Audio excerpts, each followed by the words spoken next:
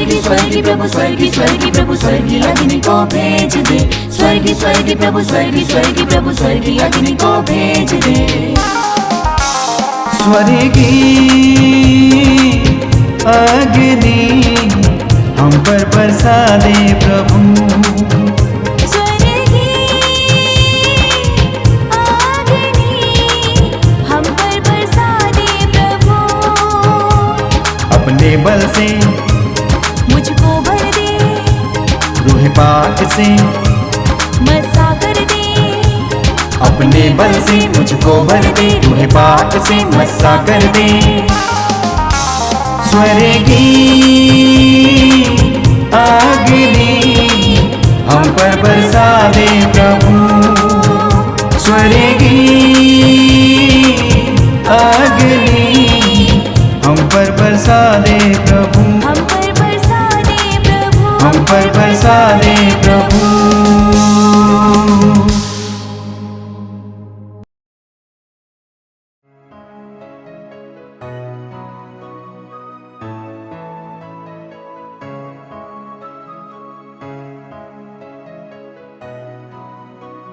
Hallelujah, praise the Lord. मित्रों, एक बार फिर आप सभी लोगों को प्रभु यीशु के इस पावन नाम पर स्वर्गीय अग्नि इस प्रोग्राम में मैं हार्दिक स्वागत करता हूं। और कुछ समय प्रार्थना के लिए, वचन सुनने के लिए, प्रभु की आराधना करने के लिए मैं आपका स्वागत करता हूं। हालेलुया।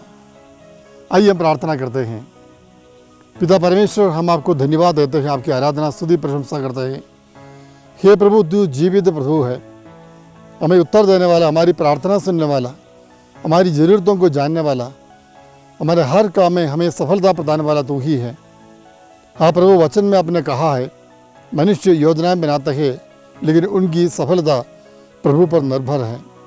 हाँ प्रभु, हमारा जीवन का प्रयत्न, प्रयास, सब कुछ आपके हाथों में हम समर्पित करते हैं। इस वक्त प्रभु, हम अपने संपूर्ण जीवन लेकर आपके सामने आते हैं। हम पर दया कीजिए प्रभु, तुम पर तरस खाइए, हमें आपके पवित्र वचनों से आशीष दीजिए प्रभु। हमारी शंकाओं को दूर कीजिए प्रभु, हमारे परेशानियों को, तकलीफ़ों को, बीमारियों को हमसे हमेशा के लिए दूर कीजिए प्रभु। जो आनंद प्रभु में रहने से मिलता है वही आनंद हमें प्रदान कीजिए। ये प्रार्थना हम करते हैं हमारे मुक्तिदाता और जीवित प्रभु ईसा मसीह के नाम पर, आमीन। हालेलुया। आज प्यारे दोस्तों, हम इस विषय पर मनन करेंगे कि मनुष्य की हत्या मत करो। 5वीं आज्ञा है कि हत्या मत करो, मनुष्य की हत्या मत करो। इस आज्ञा के संदर्भ में आज हम मनन चिंतन करें। संत मत्ती के सुसमाचार में अध्याय 5 पद संख्या 21 हम इस प्रकार पढ़ते हैं, तुम लोगों ने सुना है कि पूर्वजों से कहा गया है हत्या मत करो। यदि कोई हत्या करे तो वह कचहरी के दंड के योग्य ठहराया जाएगा। परंतु मैं तुमसे ये कहता हूँ, जो अपने भाई पर क्रोध करता है वह कचहरी के दंड के योग्य ठहराया जाएगा। यदि वह अपने भाई से कहे रे मूर्ख, तो वह महासभा के दंड के योग्य ठहराया जाएगा। यदि वह कहे रे नास्तिक, तो वह नरक की आग के योग्य ठहराया जाएगा। हालेलुया। तो देखिए, प्रभु कहते हैं कि हत्या मत करो। अगर कोई हत्या करे वो कचहरी के दंड के योग्य हो जाएगा। ये कचहरी कहाँ का कचहरी है? प्रभु के न्यायासन के सामने हमें खड़ा होना पड़ेगा। शायद यहाँ के कोर्ट केस है, पुलिस हम भेज सकते हैं, लेकिन अगर ये पाप हमारे हाथों से हुआ है तो प्रभु कहता, स्पष्ट कहता है, वहाँ पर प्रभु के स्वर्गीय न्यायासन के सामने हमें खड़ा होना पड़ेगा, वहाँ हमें जवाब देना होगा। तो हमें इस पाप से हमें दूर रहना चाहिए। यशायाह के ग्रंथ में हम देखते हैं अध्याय 1 पद संख्या 15 वचन में प्रभु कहता है कि जब तुम मुझे पुकारोगे तो मेरे सामने अपने हाथ फैलाओगे तो मैं तुमसे अपना मुंह फेर लेता हूँ, मैं तुमसे अपना मुंह फेर लेता हूँ। हालेलुया, क्योंकि तुम्हारी असंख्य प्रार्थनाओं को मैं अनसुना कर देता हूँ, कारण तुम्हारे हाथ रक्त से रंगित है, रक्त से रंगे हुए हैं। कहने का तात्पर्य यह है, जिस भाई का हत्या तुमने की है उस भाई का रक्त आपके हाथों में लगा हुआ है। इसलिए प्रभु कहते तुम्हारी प्रार्थनाओं को अनसुना कर दूंगा। जब तुम प्रार्थना मेरी तरफ मुंह करोगे तो मैं तुमसे विमुख हो जाऊंगा। हालेलुया। तो हत्या करना कितना बड़ा अपराध है, पाप है, हम जानते हैं। मनुष्य को मनुष्य का प्राण लेने का कोई अधिकार नहीं, किसी भी व्यक्ति को कोई अधिकार नहीं कि हम मनुष्य का प्राण लें। इसलिए कलीसिया में हम जानते हैं कि कलीसिया किसी भी प्रकार की डेथ पनिशमेंट, मौत सजा के विरोध में है। कारण क्या है? किसी मनुष्य को यह अधिकार नहीं दिया गया है, ये प्रभु का अधिकार है। जिसने जीवन दिया, जिस प्रभु ने जीवन दिया, वही प्रभु का अधिकार है कि वो उनका जीवन वापस लें। तो मनुष्य का जीवन का सम्मान हमें करना चाहिए, आदर करना चाहिए। बाइबल में हम देखते हैं, उत्पत्ति ग्रंथ में 4 अध्याय में हम देखते हैं, वहाँ पर काइन ने हाबिल की हत्या की। काइन और हाबिल परमेश्वर को बलि चढ़ाते हैं, और वहाँ देखिए हाबिल की बलिदान परमेश्वर ने स्वीकार की, क्योंकि उन्होंने अपने सर्वोत्तम भेड़ों से सबसे पहले भेड़ों को, मेमनों को प्रभु को समर्पित किया, बलि चढ़ाया। काइन ने अपने अनाज से कुछ अंश लेकर प्रभु को बलि चढ़ाया, और दोनों में से हाबिल के बलि पर प्रभु प्रसन्न हो गए, इसलिए काइन क्रोध हो गए अपने भाई पर, और वह जब उन्हें मौका मिला वो अपनी भाई की हत्या कर देता है। उसके बाद प्रभु ने काइन से पूछा, तुम्हारा भाई कहाँ है? तो उन्होंने कहा, क्या मैं अपने भाई का रखवाला हूँ? लेकिन प्रभु कहते हैं, तुम्हारे पाप के कारण भाई का रक्त इस धरती पर गिरने के कारण धरती श्रापित हो जाएगी। उसके बाद हम देखते हैं उसका रक्त, अपने भाई का रक्त पुकार रहा है न्याय के लिए, मेरे न्यायासन के सामने पुकार रहा है। अध्याय 4 पद संख्या 8। जो रक्त वहां पर बहा गया, वो रक्त न्याय के लिए प्रभु के पास पुकार रहा है। हालेलुया। अगर किसी की हत्या किसी ने की है तो हमें पश्चाताप करना चाहिए, उस व्यक्ति को पश्चाताप करना चाहिए। इतना नहीं, ये घोर अपराध ईश्वर की दृष्टि में आपने की हैं। सामुएल के दूसरे ग्रंथ में हम देखते हैं, अध्याय 11 में दाऊद राजा ऊरिया की हत्या करता है। योशाफात से पाप करने के बाद उन्होंने ऊरिया की हत्या करवा दी। ऊरिया मारा गया। राजा ने आदेश दिया कि युद्ध में ऊरिया को सबसे आगे खड़ा कर दे ताकि वो मर जाए। और जब युद्ध जोर से चल रहा है उस समय आपको क्या करना है? पीछे हटना, सेना को पीछे हटना है। तो इसी प्रकार ऊरिया के साथ छल हुआ और उनकी मृत्यु हो गई। और बाद में हम देखते हैं अध्याय 12 में नाथान नामक नबी वहाँ पर एक बकरे की कहानी लेकर प्रभु के दाऊद राजा के सामने आता है और कहता है कि एक धनी के पास बहुत सारे बकरियां थी, लेकिन एक गरीब के पास एक ही बकरी थी। उस बकरी की राजा को कुछ मेहमान आया, धनी व्यक्ति को कोई मेहमान आए, उस समय उस धनी व्यक्ति ने इस गरीब स्त्री से उस एक ही बकरी थी उसे पकड़कर पकाकर उन्हें खिलाया। तो दाऊद राजा ने खुद होकर कहा, ये तो अन्याय है, इसे सजा मिलनी चाहिए। उस समय नाथान ने क्या कहा? ये धनी व्यक्ति आप ही हैं, आप ही हैं, आपने अब ऊरिया की हत्या करवाई है, ऊरिया की हत्या करवाई है। हम जानते हैं दाऊद राजा के अनेक स्त्रियां थी, लेकिन इन सब के बावजूद इन्होंने इस स्त्री के कारण, बेर्शबा के कारण उन्होंने ऊरिया की हत्या करवाई। बहुत बड़ा अपराध वहाँ पर हुआ प्यारे भाई और बहनों। और प्रभु ने यह कहा कि इसलिए तुमने अपने भाई का, निष्कलंक मनुष्य का रक्त बहाया, इसलिए कभी भी तुम्हारे घर से तलवार दूर नहीं रहेगी। तलवार कभी भी तुम्हारे घराने से, घर से दूर नहीं रहेगी, तुम्हारे कुटुंब से दूर नहीं रहेगी। और उसके बाद की घटनाएं हम जानते हैं क्या क्या होता है। हाँ प्यारे भाई और बहनों, आप सोचते होंगे मैं तो हत्या नहीं करता, मैं तो तलवार लेकर किसी की हत्या करने नहीं जाता हूँ, या बंदूक की गोली से किसी की हत्या नहीं करता। गला दबाकर किसी की हत्या मैंने नहीं की, किसी को विष नहीं पिलाया, किसी को मौत का कारण मैं नहीं बन गया।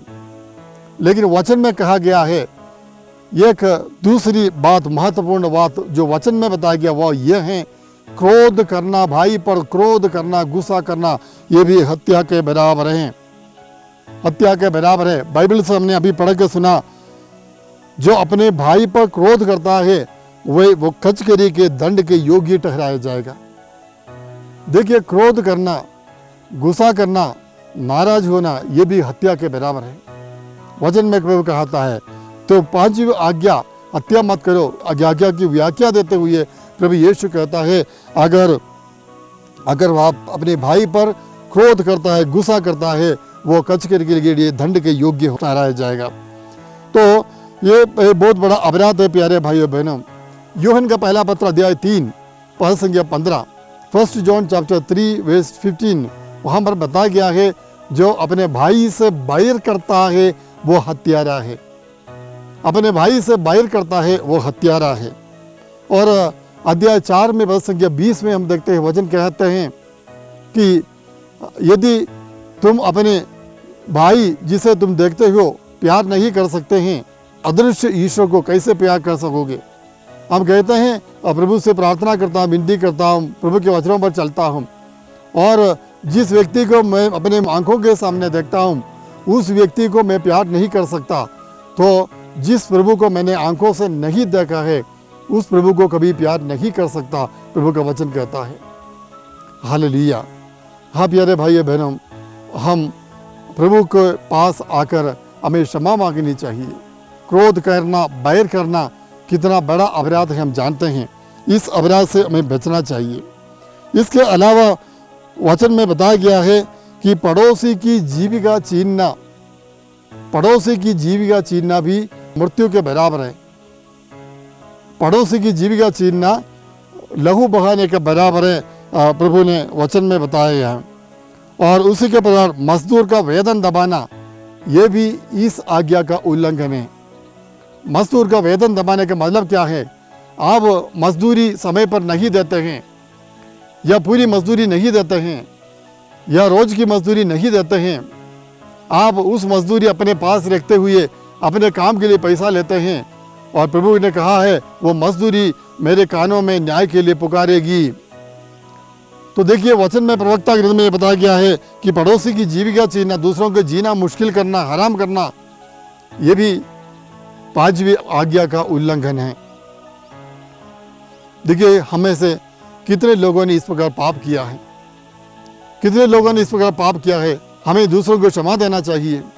विरोध, नफरत, घृणा, ये सब भावनाएं अपने मन में नहीं रखनी चाहिए। हाँ प्यारे भाइयों बहनों, इसके बाद हम देखते हैं दूसरी एक बात यह है, खुदकुशी करना, सुइसाइड करना, आत्महत्या करना, यह भी एक पाप है, अपराध है। हालेलुया। ये भी 5वीं आज्ञा का उल्लंघन के बराबर है।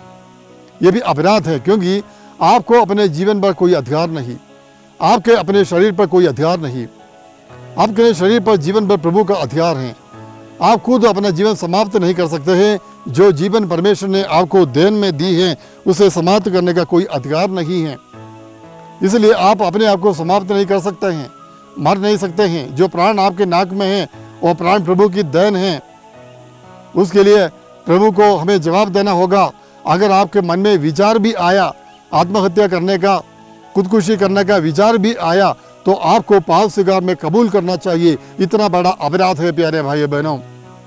निराशा में आकर, निराश हताश होकर अपने जीवन को समाप्त करने के लिए कोई सोच रहे हैं, इस वक्त आपको प्रभु के आगे आत्मा में मैं कहता हूं कि आप जो सोच रहे हैं वो गलत है। आपको कोई अधिकार नहीं है, आपको कोई अधिकार नहीं है, ऐसा करना कोई अधिकार नहीं। हालेलुया। तो इस प्रकार का विचार भी मन में रखना, ये सब गलत बात है, आपको पश्चाताप करना चाहिए। Hallelujah, hallelujah. प्रभु की महिमा हो, प्रभु की आराधना हो। प्यारे भाइयों बहनों, 5वीं आज्ञा का उल्लंघन का एक और पाप है, वो है गर्भपात यानी अबॉर्शन। जब माता के उदर में जो गर्भ उत्पन्न होता है, बच्चा पैदा होता है, उसे माता के गर्भ में ही मार डालने की वृत्ति आजकल हम देखने को मिलते हैं। आजकल बहुत सारे बच्चों का कत्ल हो रहा है, उन बच्चों की पुकार प्रभु के कानों तक जरूर पहुंच जाएगी, परमेश्वर के कानों तक जरूर पहुंच जाएगी। अगर आपने अबॉर्शन के द्वारा प्रभु ने जो जीवन दिया उसको नष्ट कर दिया है तो आपको पश्चाताप करना होगा और प्रभु के पास क्षमा मांगनी होगी, पाप स्वीकार में कबूल करना होगा। यिर्मयाह का ग्रंथ में हम देखते हैं अध्याय 29 में पद संख्या 6 में प्रभु कहते हैं तुम्हारी संख्या घटे नहीं बढ़ते जाए, तुम्हारी संख्या घटे नहीं बढ़ते जाए। आज कई लोग बच्चों की संख्या बहुत सीमित रखते हैं और अबॉर्शन के द्वारा अनेक बच्चों को मार डालते हैं। ये हत्या ही है प्यारे भाइयों बहनों। कोई भी कुछ भी कहे, ये प्रभु की दृष्टि में, परमेश्वर की दृष्टि में हत्या है, क्योंकि जीवन देने का कार्य, एक गर्भ में जीवन उत्पन्न करने का कार्य परमेश्वर का है। यिर्मयाह नबी का ग्रंथ अध्याय 1:5 में पढ़ते हैं कि माता के गर्भ में उत्पन्न होने के पहले ही मैंने तुम्हें जान लिया, तुम्हारे जन्म से पहले ही मैंने तुम्हें पवित्र किया और तुम्हें नबी नियुक्त किया। तो माता के गर्भ में उत्पन्न होने के पहले प्रभु हमें जानते हैं। प्रभु इस व्यक्ति को इस दुनिया में आपके द्वारा भेजना चाहता है और आप उस व्यक्ति को नष्ट करें, बच्चे को नष्ट करें, मार डालें, माँ के उदर में ही उसका कत्ल करे, तो इसका बदला प्रभु परमेश्वर जरूर लेगा। आपको पश्चाताप करना होगा। उत्पत्ति ग्रंथ में प्रभु ने कहा, पिता परमेश्वर ने कहा आदम और हवा से फलो और फूलो, फलो और फूलो। फलना फूलना ये जीवन का मकसद है प्यारे भाई बहन। इसके लिए हमें जीवन दिया है, इसके लिए हमें जीवन दिया गया है। लेकिन अगर हम पाप करते हैं, हम मार डालते हैं बच्चों को, तो हम प्रभु की दृष्टि में घोर अपराध करते हैं। प्रवक्ता ग्रंथ अध्याय 28:1 में भी बताया गया है कि बदला लेना भी हत्या के बराबर है। बदला लेना हत्या के बराबर है। हमें बदला लेने का कोई अधिकार नहीं है। इसी प्रकार शराब, ड्रग्स इत्यादि का सेवन करते हुए अपने शरीर को कमज़ोर करना, परमेश्वर ने दो तंदुरुस्ती हमें दी है, स्वास्थ्य हमें दिया है, उस स्वस्थ शरीर के साथ छेड़छाड़ करना हत्या के बराबर का पाप है। हाँ प्यारे भाई बहन, वचन में बताया गया है, नबी इस्यास नबी का ग्रंथ अध्याय 5 पद संख्या 11, धिक्कार उन लोगों को जो बड़े सवेरे से मदिरा पीते और संध्या को देर तक अंगूरी पीकर मद वाले हो जाते हैं। देखिए, परमेश्वर उन लोगों का धिक्कार करते हैं सवेरे से लेकर, कुछ लोग ऐसा है सवेरे सुबह से लेकर शाम तक पीते पीते रहते हैं। कुछ लोग चाय के जगह पर शराब पीते हैं, उन्हें चाय नहीं चाहिए, सुबह सुबह शराब चाहिए। इस प्रकार प्यारे भाई बहनों, जब हम लोग अपने शरीर के साथ खिलवाड़ करते हैं, छेड़छाड़ करते हैं, तो हम परमेश्वर के विरुद्ध पाप करते हैं। मेरे शरीर के अंदर कितने स्नायु हैं, कितने नसें हैं, ये सब हम नहीं जानते हैं, लेकिन परमेश्वर जानते हैं। अगर हम इस शरीर के साथ कुछ नुकसान करें, छेड़छाड़ करें, तो परमेश्वर को बहुत दुख लगेगा। इसी प्रकार हम देखते हैं पद संख्या 22 में, धिक्कार उन लोगों को जो अंगूरी पीने में बहादुर और मदिरा का मिश्रण करने में चतुर हैं। देखिए, अंगूरी पीने में कुछ लोग बहादुर, कुछ मर्द अपनी बहादुरी शराब पीने में दिखाता है, तो इसलिए पीने में बहादुर है। वे लोग दूसरों के सामने अपने आप को बड़ा दिखाने के लिए पीते हैं और अंगूरी के मिश्रण करने में चतुर हैं, मदिरा का मिश्रण करने में चतुर है। इसका मतलब क्या है? शराब बनाना, दारू बनाना, ऐसी चीज़ों को बनाना, मिश्रण करके अलग अलग चीज़ों से दारू शराब को बनाना, ये भी एक बहुत बड़ा अपराध है। अगर आपकी सारी दुकान, बार जैसे दुकानें हैं, व्यवसाय हो, तो आपको एक बार और सोचना पड़ेगा आप प्रभु के वचन के अनुसार जीवन बिताते कि नहीं। अगर इसके द्वारा इंसान का फायदा होता है, शरीर को हम संतुष्ट कर सकते हैं, तो शरीर की परिपुष्टि होती है, तो ठीक है। अगर इसके कारण, इसका सेवन करने के कारण शरीर का नुकसान होता है, तो हमें इस पाप से पीछे हटना चाहिए। हालेलुया। अगर आपके कारण एक परिवार उद्ध्वस्त हो गया, आपके कारण ये परिवार की शांति बिगड़ गई, आपके कारण ये परिवार के बच्चे बिगड़ गए, या वहाँ के परिवार का मुखिया बिगड़ गए, तो आपको जवाब देना होगा, न्यायासन के सामने आपको जवाब देना होगा। इसलिए इस प्रकार के पाप से हमें दूर रहना चाहिए। Hallelujah, hallelujah. हाँ प्यारे भाइयों बहनों, वचन में और हम देखते हैं योएल का ग्रंथ 1 अध्याय 5वां वचन, तुम शराबियों जागो और विलाप करो, अंगूरी पीने वालों हाय हाय मचाओ, क्योंकि अब ताजी अंगूरी तुम्हारे मुंह से छीन गई है। शराबियों जागो और विलाप, जागना चाहिए। प्रभु कहते हैं जागो और विलाप करो। और कहीं प्रभु नहीं कहते हैं, शराबियों को कहते हैं कि तुम्हें जागो और विलाप करो। जागना चाहिए। आप सुस्ती में हैं, आप आलस में हैं, आपको जागना चाहिए और विलाप करो, क्योंकि क्या है, हाय हाय मचाओ, क्योंकि अब ताजी अंगूरी तुम्हारे मुंह से छीन गई है। प्रभु का क्रोध का पात्र ना बने प्यारे भाई बहनों।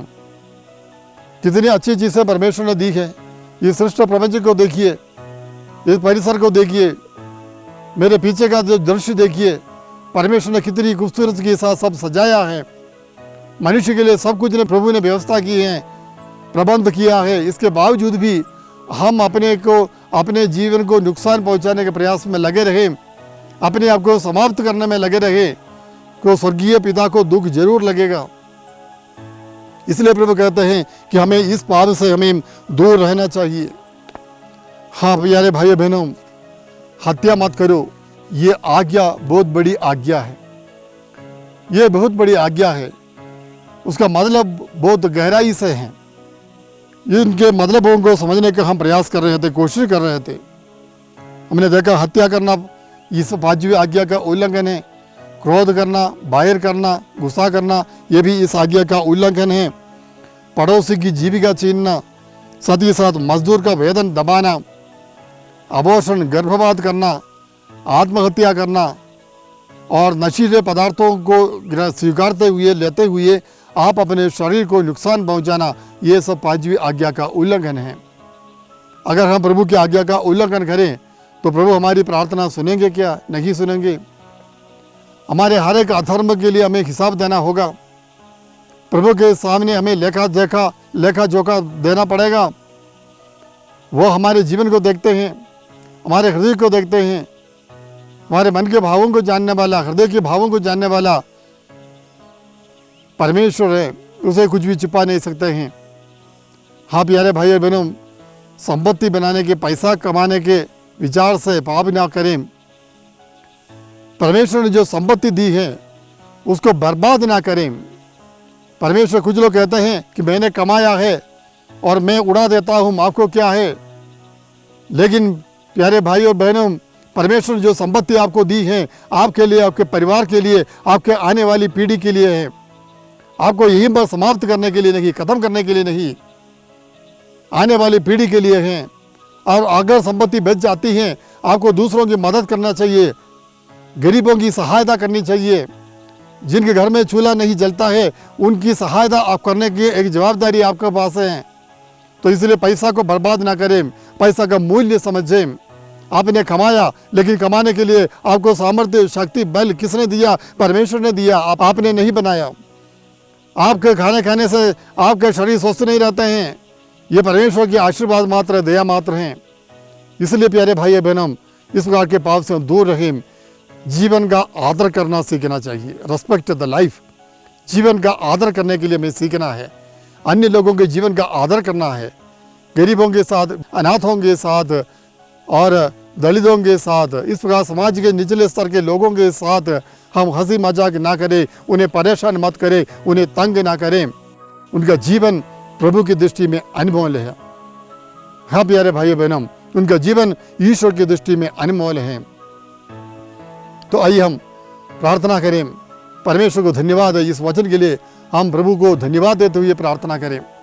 आज के दिन के लिए हम उस सभी व्यक्तियों के लिए प्रार्थना करें, विशेषकर जो लोग शराब के आदी हो गए हैं, जो हत्या के विचार से जो लोग जीवन बिताते हैं, बदले की भावना से जो लोग जीवन बिताते हैं, और क्रोध, गुस्सा इत्यादि मन में हैं, अत्याचार करने वाले, गर्भपात करने वाले, आत्महत्या करने के विचार में रहते हैं, उन सभी लोगों के लिए इस वक्त हम प्रार्थना करते हैं। परमेश्वर उन सभी लोगों को इस बुराई से छुड़ाए, ये प्रार्थना आज ही हम करते हैं। आइए हम प्रार्थना करें। सर्वशक्तिमान पिता परमेश्वर, हम आपको धन्यवाद देते हैं। आपकी आराधना स्तुति प्रशंसा करते हैं प्रभु। आपने हमें जीवन दिया, वो जीवन कितना अनमोल है मैं समझता हूँ प्रभु। हाँ प्रभु, हर एक व्यक्ति आपकी दृष्टि में मूल्य रखता है। हाँ प्रभु, हर एक व्यक्ति को आपने अपने हाथों से बनाया है। आपके मन में एक योजना है, माता के गर्भ में उत्पन्न होने के पहले ही आपने उन्हें जान लिया। हाँ प्रभु, हत्या का पाप हमसे ना हो प्रभु, पांचवी आज्ञा का उल्लंघन हमारे जीवन में ना हो प्रभु। विशेष आशीष इस वक्त हम मांगते हैं प्रभु। जितने लोग इस कार्यक्रम को देखते हैं, सुनते हैं, उन सबको प्रभु आशीष दे, पश्चाताप का वरदान दे, पाप स्वीकार करने का कृपा प्रदान कीजिए प्रभु। पापों को कबूल करने की विशेष कृपा प्रदान दीजिए। साथ ही साथ हमें हर प्रकार की विपत्ति, संकट से, परेशानी से बचाइए प्रभु। पाप का परिणाम जो भी बंधन उनके जीवन में है, पाप के कारण या बुराइयों के कारण जो भी बंधन है, रुकावटें उनके जीवन में, सारी रुकावटें प्रभु यीशु आपके पावन नाम पर दूर हो जाए। यहाँ पर बैठे हुए जिसको सुनने वाले, देखने वाले में कोई बीमार हो, वो इसी वक्त यीशु के पवित्र लहू की योग्यता से पूर्ण रूप से ठीक हो जाए। Hallelujah, hallelujah. आए हम पवित्र क्रूस सलीब का आशीर्वाद हम स्वीकार करें। सर्वशक्तिमान ईश्वर पिता और पुत्र और पवित्र आत्मा आप लोगों को आशीर्वाद प्रदान करे। आमीन।